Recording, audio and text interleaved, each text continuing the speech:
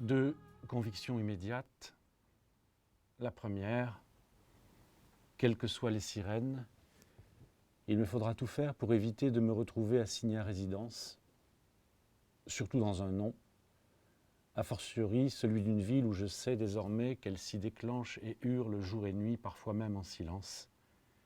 Sur le balcon du rêve, pour un oui, pour un non, convoquant l'opérette ou le drame de souvenance comme d'urgence.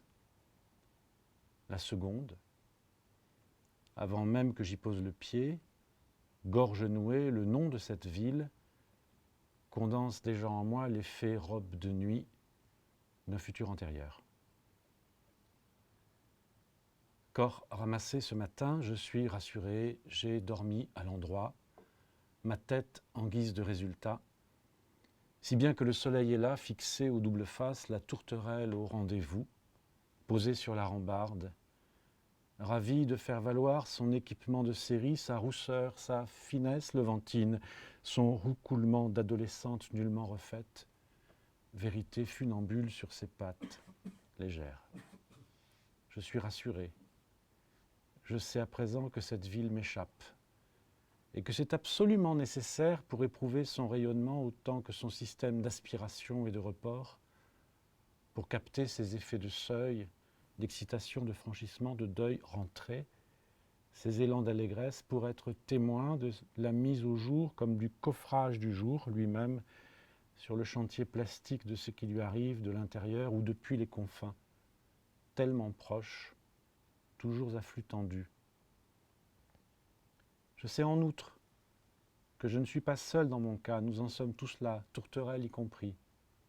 Et c'est pourquoi il m'est loisible d'y habiter provisoirement, de m'y sentir vivant encore, éprouvant ma rythmique encore, d'en occuper une portion finie de l'espace et du temps, d'y vivre une quarantaine durant laquelle je me laisserai transir par des affects et altéré par le mixage d'une langue que je ne comprends pas, ne parle pas, écoute de toutes mes forces, Besma, avec une autre que j'héberge à plein temps et qui sous-traite mon devenir.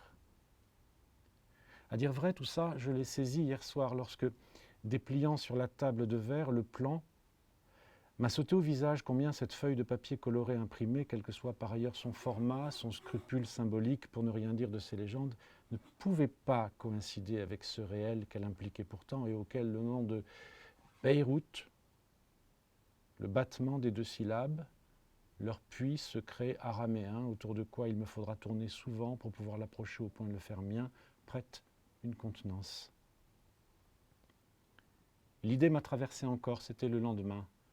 Nous avions marché côté est, passé ce qui s'obstine à imiter l'idée de fleuve. Avions faim. Décidé d'aller manger un morceau, la jeune femme qui me guidait ce jour-là et moi. Nous sommes assis sur des chaises en plastique. Un verre d'eau et des olives nous attendaient. Au milieu d'une assiette m'a intrigué un petit cube végétal, d'un rose bien plus qu'artificiel, vulnérable et salé, posé là, ahuri, au milieu de choses crues, pour me signifier, comme on démontre par l'absurde, ce qu'à mon existence aurait coûté l'absence de sa couleur. Une joie, certes minime, mais affirmée comme à marche forcée vite, pour voir, pour être vu.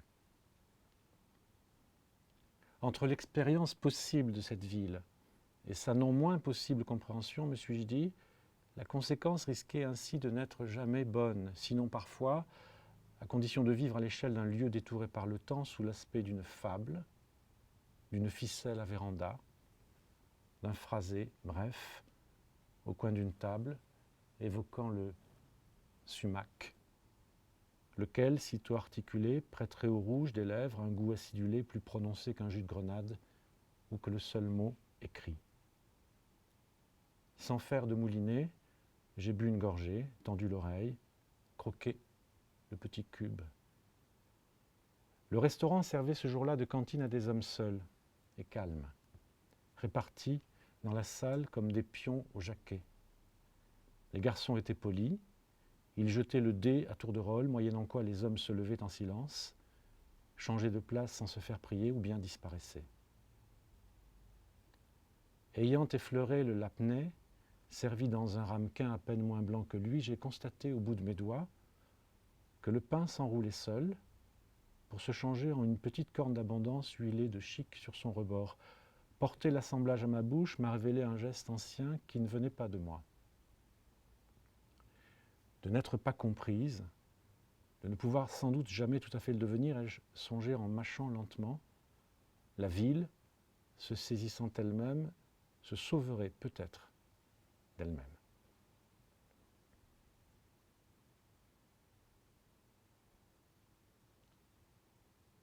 Le mouvement des vagues vient d'inventer sous mes yeux le regard neuf d'un garçonnet vêtu d'une tenue de combat, qu'un tailleur de quartier a su couper à sa mesure, celle en l'espèce d'un humain de 4 ans, guère plus, imberbe, ça va de soi. La lumière est directe aujourd'hui. Elle veut bien qu'on s'éponge, mais ne négocie rien, pas même avec un haut-parleur. Cet emballage bariolé, jaquette, pantalon et béret, attise visiblement la fierté des parents, découple leurs lenteurs respectives, toujours différenciées, la femme valant ombrage, le passe-temps ultraviolet glissant dans la main du mari qui se tait et devance. Les 2 adultes les encadrent, lui et son grand frère. Ils marchent sans se presser. Viennent grossir, nous sommes samedi, pendant 1 heure ou 2, la foule des promeneurs qui font et défont chaque semaine l'ourlet civil de la corniche. Or voici que le pseudo-guerrier fait faux bond. Dépourvu de slogan et soda à la main, le gosse décroche, fonce, se hisse, écarquille, disparaît. Il a vu la mère, il devient orphelin. Famille, confession, district, secteur, village, croyance, histoire, tout s'évanouit, sauf son profil impeccable qui s'enlève sur le ciel. Est-ce donc aux anges qu'il sourit ? De là où il se tient, il ignore tout de la froideur mauve, infatiguée de cette eau sale, laquelle va engloutir le corps d'un homme jeune qui ne connut pas la guerre et plonge en souriant, sans crier. Chemise Tanit. Le magasin est fermé. Le néflier est mal en point. L'immeuble a 2 doigts de tomber, le propriétaire disparu, exilé, qui sait, n'ayant en tout cas pas eu le temps d'ôter ce mot brodé au revers d'une popeline rayée finement, elle-même tendue sur un carton jauni derrière la vitrine. Entre les 2 bornes du T, le temps cherche ses marques avec cette étiquette qui s'ouvre et qui se clôt sur le nom d'une déesse. Effet fantôme. Sommeil paradoxal du disque dur des âmes. Tandis qu'en pleine mélasse urbaine, j'attends de pouvoir entrer au musée national, j'y vais pour déchiffrer une bribe de l'alphabet premier gravé sur le sarcophage d'Hiram. En chuchotant un nom perdu, ce vêtement jamais porté m'indique qu'en cette ville, il se peut bien que l'expérience vécue soit à la mémoire, ce qu'un concours de circonstances est à la fumée qui le rend invisible. Chemise Tanit. La langue a boutonné publiquement son col et ses manchettes de citadine jadis descendues des montagnes ou venues des déserts. Elle l'a fait de façon très pudique, en se gardant bien de consulter les parties en présence, mais non sans accentuer l'indécence délicieuse que le féminin produit contre le cou d'un homme qui s'apprête à sortir, je le vois d'ici, vous le voyez, n'est-ce pas ? Veston croisé, pantalon noir sergé, une cigarette à bout doré entre index et majeur, souliers cirés, chansonnette, une affaire d'oiseaux blancs, Habibi, de pommiers en fleurs. Il se dirige du côté du Dounia, du Rivoli, du Métropolis ou du City Palace. Il me semble, aujourd'hui comme hier, c'était il y a des lustres. Préférant désormais le temps presse, une noce d'acrylique en semaine sous une chape de meringue, escalier vide d'une wedding venue descendu l'autre soir au beau milieu du chouf, il arrive qu'une part inquiète du genre, gainée de sweat moulant, vert crevette, rose avocat, se plaise à minauder en roller, ou qu'elle sculpte sa plastique en petite foulée sur l'arc d'un littoral réglé sur le beuglement inepte décylindrée, grosse. Plus haut dans le trafic, au même moment, loin de la mer, le hasard fait qu'un gosse recopie très très vite une phrase trouvée sous la chenille d'une pelleteuse. Un mot froissé entre les doigts du vieux marchand de fèves comptant sous une ampoule éteinte de la rue d'Arménie la recette du jour. Un peu plus haut encore, en remontant l'horloge, j'aperçois qu'un autre se faufile, masculin singulier de chiffon, pas dilettante car prolétaire, fatigué, réfugié, qui sait, sans casque sur son deux roues, autrement gouverné dans sa vie par le calcul des jours, des graines, de l'huile, de la farine, l'enfant sien et son petit cartable coincé contre le guidon. Je vois bien qu'il slalome entre les voitures. J'apprends tous les matins à lire de droite à gauche. Évite les camions, les motos, les barrages, et puis le soir, de gauche à droite, les blindés, l'autobus, les taxis, les berlines de luxe, gardant, quoi qu'il en soit, son assise, les pieds toujours ballants au-dessus de l'histoire pour n'injurier personne, pas même le courant d'air qui surligne son trajet décousu à la vitesse de 300 000 km/s, comme dans tout l'univers, afin que personne n'ose dire le jour venu qu'il n'a rien vu. 10 heures et des poussières. Café, apporté en terrasse dans une traverse perpendiculaire de la rue Hamra, où chaque mardi, sous un dais uniforme à deux pentes, s'installe jusqu'à la mi-journée une maquette de marché. Comme je parviens pour une fois à formuler correctement un axiome d'amour, un pot de miel de cèdre s'offre à moi. Je le prends tel qu'il est, instruit, malgré son temps de pause. D'autant plus qu'aujourd'hui, c'est mon premier café de solitude. Je m'installe donc.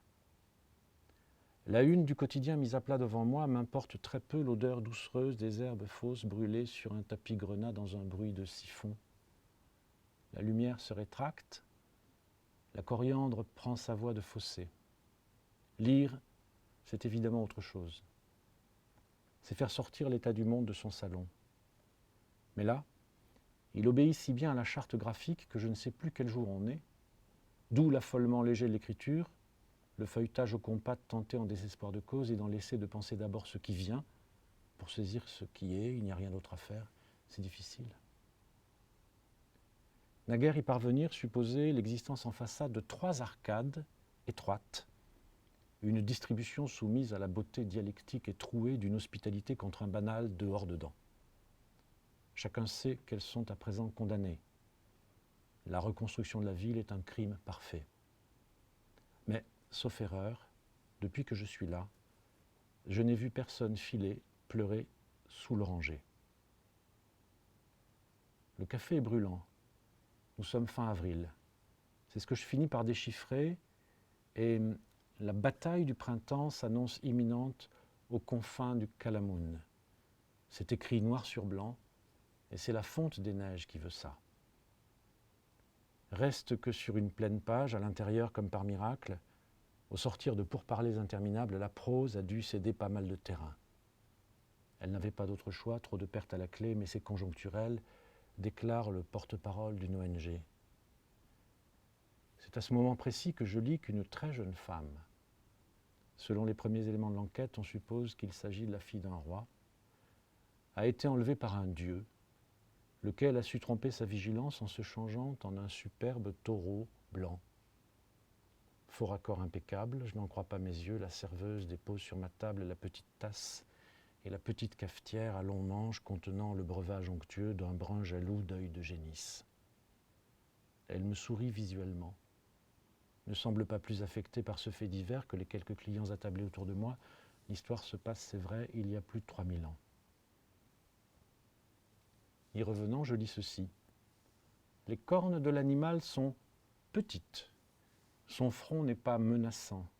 Il n'y a rien de redoutable dans son regard, précise encore Ovide. Métamorphose, livre 2, vers 833-875.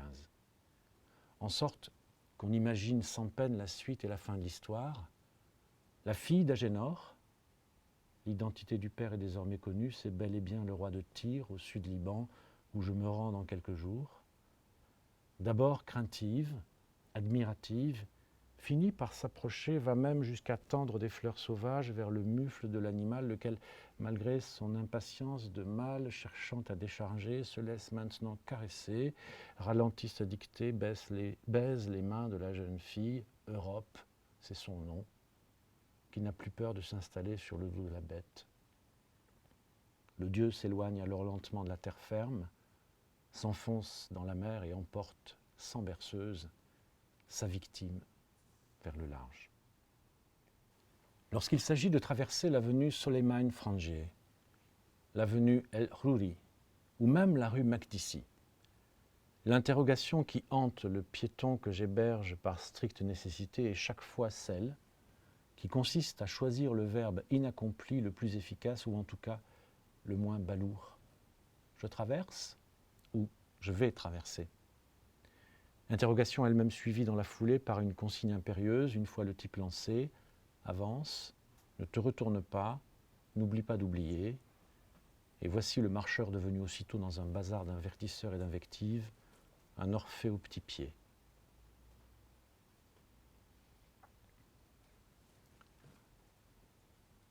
Intelligence d'une langue qui n'est pas la mienne. J'y côtoie un poème sans papier qu'au jour le jour je ravitaille au prix d'une irresponsabilité civile que je ne me serais jamais autorisé s'il m'avait été donné de faire une découverte dont la portée m'échappe encore en grande part. Nous étions à Jbeil, non loin du souk, attablés sous une arcade maçonnée de jasmin. L'air était légèrement léger. Dans le jardin d'en face, juchés sur des échelles, des ouvriers élaguaient des troncs pâles avant de redescendre, d'aller venir, de longues et larges palmes chargées à plat sur leurs épaules, une sur chaque. Prolongeant une conversation engagée depuis une vingtaine de jours, Sharif et moi les regardions. L'air était parfumé. Nous ne chantonnions pas, parlions seulement dans une langue commune, de la langue idéale. Nous évoquions ses points remarquables, son idiotie chronique. Listions en retour les vertus des langues du tout venant apprises sans le savoir dans une enfance continuée. Qu'est-ce que c'est que cette histoire ? Qu'est-ce que c'est donc que ce désir fou de s'y perdre ? Ces questions me brûlaient les lèvres, ça m'aurait arrangé de connaître la réponse, mais je me suis bien gardé de les poser. À peine ventilé, l'air était inactif, tout juste sonorisé par l'idée circulaire d'un bassin. C'est alors qu'a surgi la confirmation de ce que je n'avais fait que pressentir. En arabe, ai-je compris, désigner deux objets suppose le recours à une tournure grammaticale finale qui infléchit le nom. Traquer le suffixe, c'est ce qu'il fallait faire. Les hommes parlaient fort, époussetaient leurs frusques, buvaient l'eau au goulot, criaient presque en rangeant les outils. À entendre leur dialecte un peu rude, il s'agissait sûrement de travailleurs égyptiens arrivés dès l'aurore dans une antique camionnette garée plus haut sur le talus. L'équilibre des longues palmes souples, transportées par ces hommes en bras de chemise, cet équilibre ondoyant, insensé, non cynique, ce pur phrasé du temps venant de si loin, je l'admirais. Ayant néanmoins encore du mal à entrer dans le système, j'ai hésité à demander comment m'y prendre si je devais nommer. La camionnette a démarré. Un criquet a bondi. « Ne t'inquiète pas, dit Sharif, puisqu'elles vont par paire, ces palmes-là, empruntent le duel, qui fait toujours référence à deux éléments. Si en revanche il n'y en a qu'une, ou s'il y en a plus de deux, qu'il s'agisse de palmes ou d'autre chose, qu'importe, tu n'as qu'à suivre la règle ordinaire du nombre. » L'argument de mon ami a scindé la journée. Sans prendre le temps de me changer, j'ai immédiatement décommandé le jus de fruits au profit d'un Arabic coffee servi sans sucre ni cardamome. Le portable a sonné. Sharif s'est excusé. « On se retrouve tout à l'heure, il faut que j'y aille. J'ai rendez-vous avec un des personnages du roman que j'écris en ce moment. » Je me suis levé en direction de la mer. Jusqu'à midi, j'ai marché seul dans une prairie de ruines. Jbeil. l'alphabet inventé au seul fait d'une entaille dans la pierre. Jbeil, la petite montagne, un port d'exportation à l'époque phénicienne et romaine, vin, bois de cèdre, converti en visuel sur l'office de tourisme. Vous dites Jbeil ou vous dites Byblos, comme ça vous chante. Ce matin-là, j'espérais voir le temple de Baalat Kebal. Je l'ai vu. L'herbe rase, la platitude du mot me fut d'un grand secours pour ne pas trébucher, était partout infesté de cailloux. Je voulais voir les colonnades, je les ai vues. Le temps de rafraîchir la page d'accueil, je suis revenu sur mes pas. J'ai cueilli une feuille d'eucalyptus pour l'offrir à mon amour. Les remparts de la citadelle des Croisés, le jour pourri à Aigues-Mortes, je les ai longés en vitesse avant de gravir un escalier dans une obscurité totale jusqu'à ce qu'un outre-mer stylise la meurtrière. Pas une fois, je n'ai eu peur d'avoir peur. Je voulais ce jour-là suivre les alignements qui conduisent à la mer. Je voulais retrouver le trait du phare sur les cils de la pierre, parcourir les lignes des fondations rasées par la répétition des invasions. Activer sur une dalle étroite de calcaire une phrase, patientée depuis près de 8000 ans. Je l'ai lue. Malgré un assaut d'une brutalité inouïe, par chance, cette fois encore, les forces de l'ordre venaient d'échouer à déloger le poème.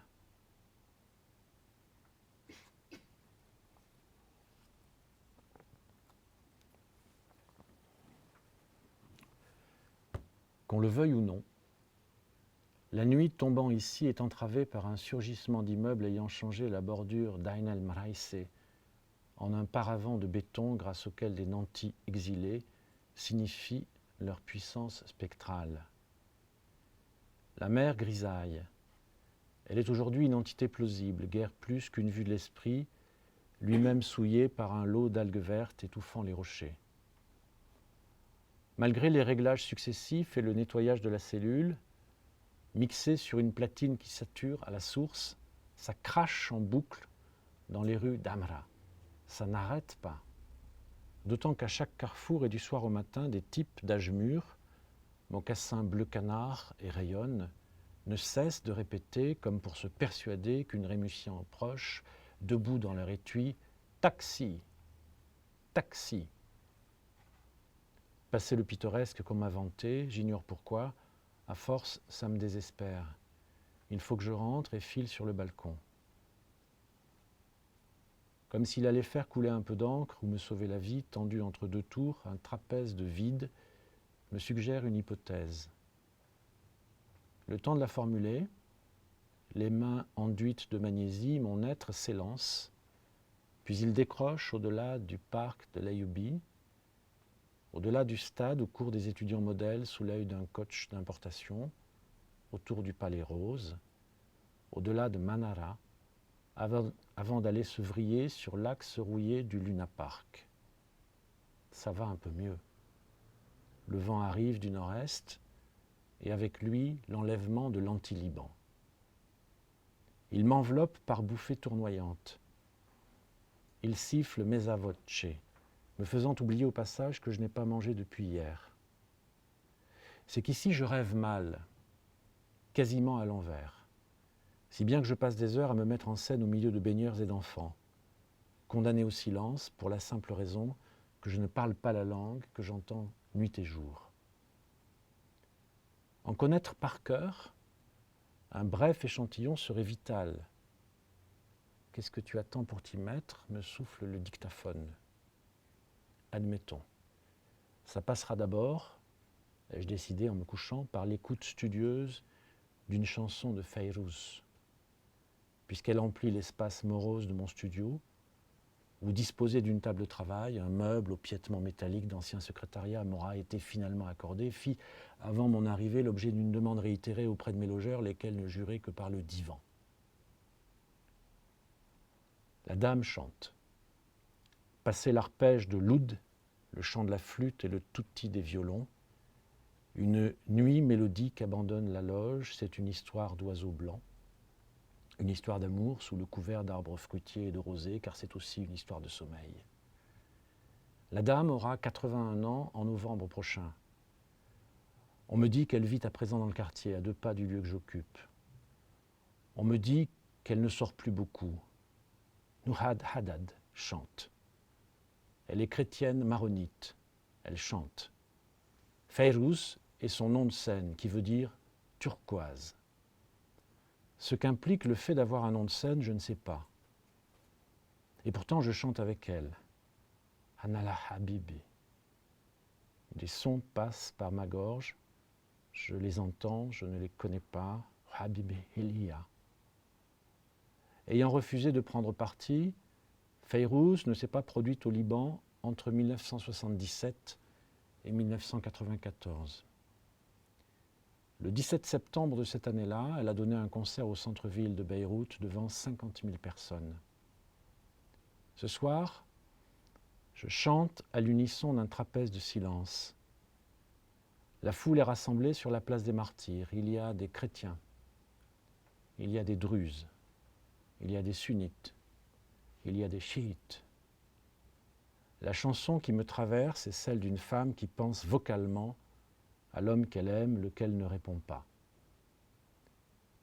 Je suis à mon amour. La chanson ne dit pas autre chose que cette vérité d'être, le plus bêtement, le plus magnifiquement du monde, à l'autre que soi.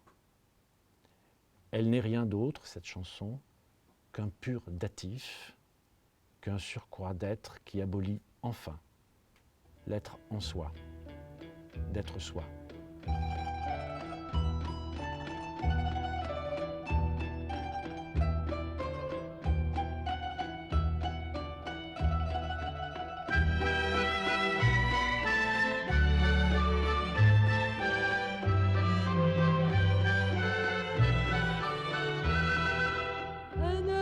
حبيبي وحبيبي إلي يا عصفورة بيضة لا بقى تسألي لا يعتب حدا ولا يزعل